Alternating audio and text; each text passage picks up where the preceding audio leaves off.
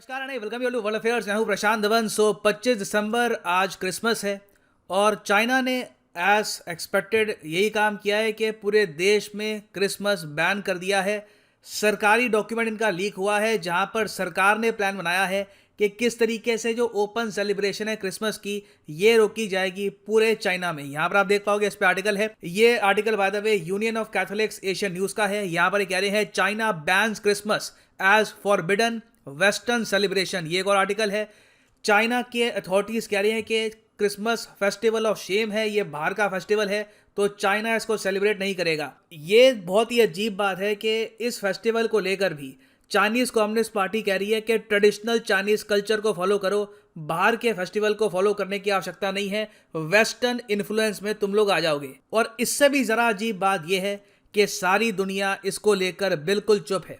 इस वीडियो में मैं आपको बताऊंगा कि 2008 में भारत पे क्या आरोप लग गए थे और आज ओपनली जब चाइना परसिक्यूट कर रहा है क्रिश्चियंस को और इनको अपना जो फेस्टिवल है ये सेलिब्रेट नहीं करने दे रहा, उसके बावजूद हम देख रहे हैं कि दुनिया भर के वर्ल्ड लीडर्स बिल्कुल चुप हैं।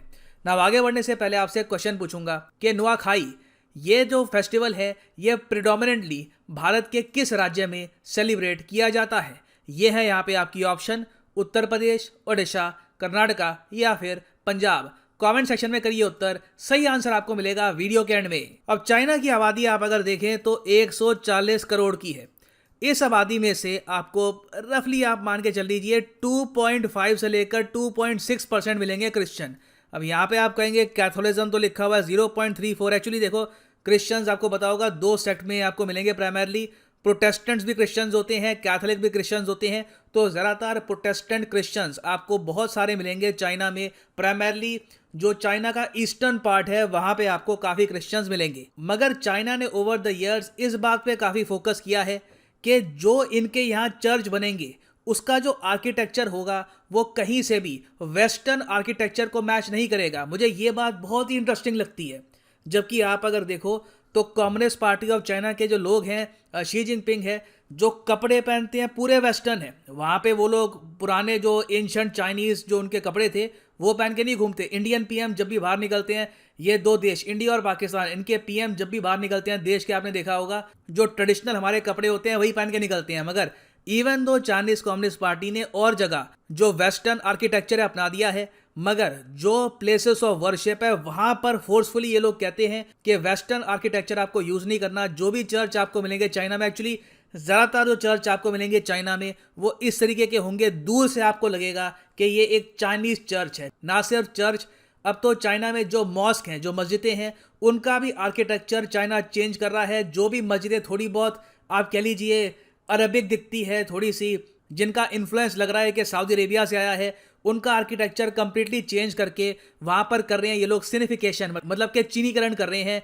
उसके आर्किटेक्चर का। और इसके बियॉन्ड आप अगर देखो तो चाइना में जो पास्टर्स होते हैं, जो इनके चर्च में आपको प्रीस्ट मिलेंगे, उन सबको अप्रूवल लेना होता है पहले चाइनीज कम्युनिस्ट पार्टी का, चाइनीज गवर्नमेंट का, तभी ये लोग यहाँ पर प्रीच कर पाते हैं। और इनको स्पेसिफिकली गाइडलाइंस ये रखी होती है कि अपने स्पीच में आपको बार बार ये बात दोहरानी है कि आपकी कमिटमेंट होनी चाहिए चाइना के प्रति, क्योंकि इन दी एंड आप लोग सिटीजन हैं चाइना के। तो ऑलरेडी इतना ज्यादा कंट्रोल इन्होंने रखा हुआ है आर्किटेक्चर पर, इनके प्रीस्ट सेरेमॉन्स किस टाइप के देंगे उस पर भी कंप्लीट कंट्रोल है।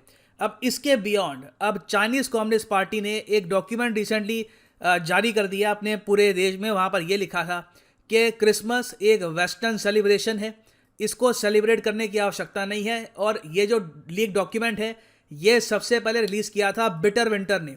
ये एक मैगजीन है जो रिलीजियस परसिक्यूशन है दुनिया भर में, उसको कवर करती है। यहाँ पर आप देख पाओगे जो लीक डॉक्यूमेंट है ये आपको दिख जाएगा। ये ऑफ कोर्स मैंड्रिन में है।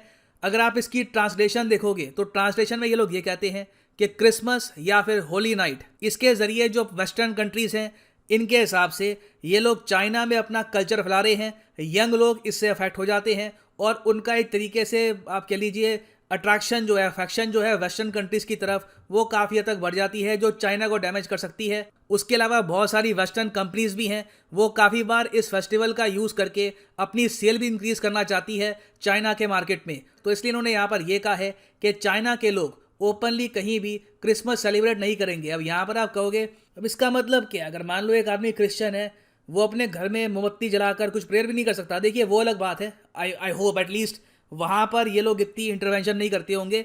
अभी के लिए जो ये डॉक्यूमेंट है वहाँ पर ये लिखा है कि जो चर्च है वहाँ पे कॉस्मेटिक सेलिब्रेशन हो जाएगी, चर्च थोड़ा बहुत सजा हुआ आपको मिल जाएगा, मगर उसके बियॉन्ड, जैसे इंडिया में आप देखते होंगे प्राइवेट स्कूल में काफ़ी बार होता है, लोग क्रिसमस सेलिब्रेट करते हैं, जो क्रिसमस में जो टोपी पहनते हैं वो आपको दिखेगी, सेंटा क्लॉज भी आ जाएगा। इंडिया में आप देखोगे बहुत ही एक एक्सेप्टिंग प्लुरलिस्टिक टाइप का एक हमारा एनवायरनमेंट रहता है। सेंटा को भी कभी हम लोगों ने ऐसा नहीं देखा कि कुछ पराया आइडिया है, एक सुंदर सा आइडिया है कि ठीक है बच्चों के लिए गिफ्ट आते हैं, तो इंडिया में भी काफ़ी जगह उसको एक्सेप्ट कर ही लिया गया। मॉल्स में आप देखोगे काफ़ी जगह वहाँ पे क्रिसमस सेलिब्रेट हो रहा होता है, सेंटा आपको मिलेगा, उसको किसी एक रिलीजियस एंगल से हम देखते नहीं है ज़रा। मगर चाइना में ऑब्वियस सी बात है, ये लोग एक एक चीज़ पर फोकस करते हैं, डिटेल्स पर फोकस करते हैं, तो इसलिए इन्होंने मॉल्स वगैरह में और जगह स्कूल्स में हर जगह क्या रखा है कि खोल के क्रिसमस की सेलिब्रेशन नहीं होगी। और अगर ये जो लाइन है ये डॉक्यूमेंट में लिखी गई है कि अगर किसी को दिखता है कि किसी मॉल में, किसी कम्युनिटी में बेवजह क्रिसमस की ये लोग सेलिब्रेशन कर रहे हैं, क्रिसमस को प्रमोट कर रहे हैं, तो अथॉरिटीज को कॉल करो, अथॉरिटीज डील करेगी उन लोगों से। तो इस लेवल का क्रैकडाउन आज के समय चाइना कर रहा है क्रिश्चियंस पर इन चाइना। अब ये सब देख के मुझे याद आ रहा है 2008 में भारत में प्राइम मिनिस्टर थे डॉक्टर मनमोहन सिंह। डॉक्टर मनमोहन सिंह 2008 में गए थे यूरोप में, प्राइमरली फ्रांस को विजिट किया।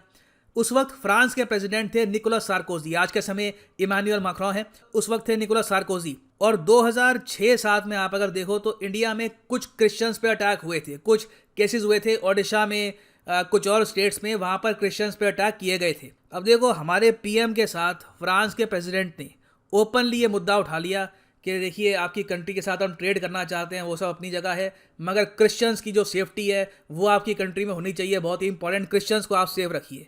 मनमोहन सिंह जी लिटरली स्टंट रह गए थे कि उनके प्रेसिडेंट इतना ज़रा सीरियसली ओपनली ये इशू रेस कर रहे हैं। यहाँ पे आप देख पाओगे आर्टिकल है उस टाइम का, PM of India faces European Union ire over massacre of Christians, ये वर्ड भी यूज़ किया गया था, massacre of Christians. Manmohan Singh ji को समझाना पड़ा यूरोपियन लीडर्स को कि नहीं देखिए हम एक डेमोक्रेटिक कंट्री है, कुछ अगर किसी आदमी ने कहीं स्टेट में कुछ अटैक कर दिया हो अलग बात है, हम उसके खिलाफ एक्शन लेंगे, मगर overall as a country India एक बहुत ही एक्सेप्टिंग देश है, हर रिलीजन की यहाँ पर इज्जत की जाती है। अब ये काम हुआ था 2008 में। अब इसके कंपैरिजन में आज के समय आप अगर देखो तो दुनिया भर का मीडिया ये कवर करता है कि चाइना में ना सिर्फ चर्च ज़बरदस्ती क्लोज किए जा रहे हैं, जो पैस्टर्स हैं, जो बेसिकली रिलीजन को प्रीच करते हैं, उनको जेल में भी डाला जा रहा है। जो स्क्रिप्चर है, जो बाइबल है, उसको रीराइट भी ये लोग कर रहे हैं, जिस तरीके से कुरान को भी रीराइट कर रहे हैं, जो थोड़ा बहुत आप कह लीजिए चाइनीज वर्जन निकाल रहे हैं उसका। उसके अलावा फॉक्स न्यूज़ ने यह भी रिपोर्ट किया था 2020 में कि क्रिश्चियंस पे अटैक करके काफ़ी बार उनको मारते हैं, उसके बाद भी क्रिश्चियंस को रिस्पेक्टफुली ये लोग कब्र में दफनाने भी नहीं देते। यहाँ पे आप देख पाओगे Christians persecuted even after death as China cracks down on religious funerals.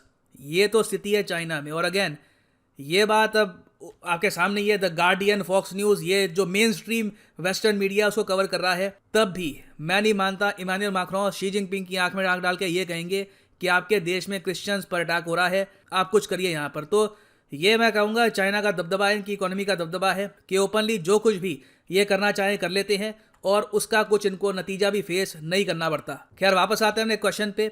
Nuakhai जो फेस्टिवल है ये आपको किस स्टेट में मिलेगा? तो देखिए प्राइमरली ये 2 स्टेट्स में फेस्टिवल सेलिब्रेट किया जाता है, एक तो ओडिशा, दूसरा छत्तीसगढ़।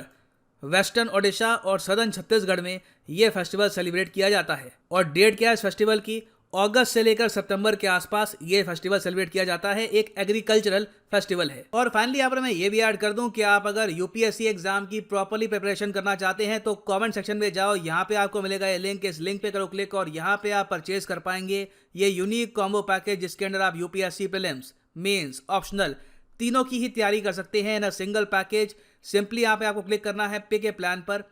और अगर आप मान लो कॉलेज स्टूडेंट हैं, आपके पास अभी टाइम है, 2-3 साल बाद आराम से आपको प्रिपेयर करना है फॉर यूपीएससी, तो 36 महीने का जो कोर्स है ये प्रॉपरली आपकी फाउंडेशन बिल्ड कर देगा for prelims, mains and the optional course. Optional course आपकी चॉइस का होगा, political science, history, geography, whichever you choose.